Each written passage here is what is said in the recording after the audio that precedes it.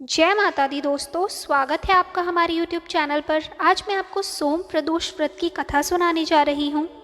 इससे पहले आइए जानते हैं इसकी पूजा विधि।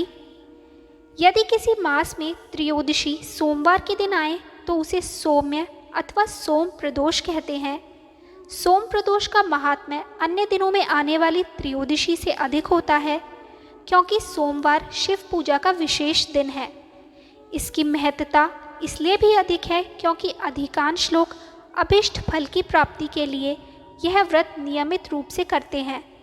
जब तक इच्छित फल की प्राप्ति न हो जाए, प्रदोष व्रत की विधि और उद्यापन कर्म उसी प्रकार करने चाहिए जैसे अन्य प्रदोष व्रतों में करते हैं। प्रातः स्नान आदि कार्य से निर्वृत्त होकर रंगीन वस्त्रों से मंडप बनावे, फिर उस मंडप में शिव पार्वती की प्रतिमा स्थापित करके विधिवत पूजन करे। तदंतर शिव पार्वती के उद्देश्य से खीर से अग्नि में हवन करना चाहिए। हवन करते समय ओम उमा सहित शिवाय नमः मंत्र से 108 बार आहुति देनी चाहिए। इसी ओम नमो शिवाय से उच्चारण से शंकर जी के निमित्त आहुति प्रदान करें। हवन के अंत में किसी धार्मिक व्यक्ति को सामर्थ्य के अनुसार दान देना चाहिए। ऐसा करने के बाद ब्राह्मण को भोजन दक्षिणा से संतुष्ट करना चाहिए।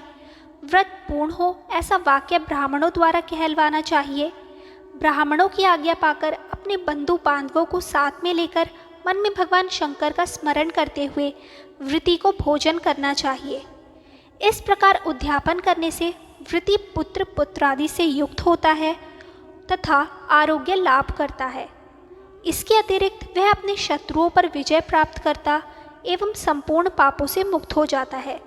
ऐसा स्कंद पुराण में कहा गया है। अब मैं आपको सुनाऊंगी सोम प्रदोष व्रत की कथा।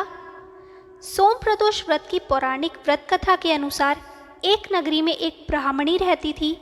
उसके पति का स्वर्गवास हो गया था।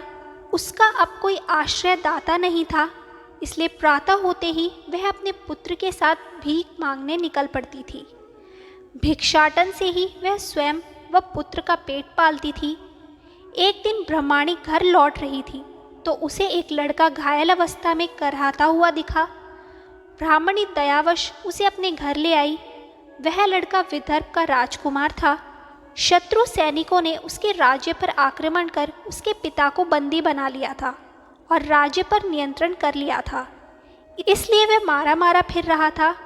राजकुमार ब्राह्मण पुत्र के साथ ब्राह्मणी के घर रहने लगा। एक दिन अंशुमति नामक एक गंधर्व कन्या ने राजकुमार को देखा तो वह उस पर मोहित हो गई।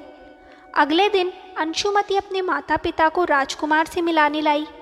उन्हें भी राजकुमार भा गया। कुछ दिनों बाद अंशुमति के माता पिता को शंकर भगवान ने स्वप्न में आदेश दिया कि राजकुमार और अंशुमति का विवाह कर दिया जाए। उन्होंने वैसा ही किया।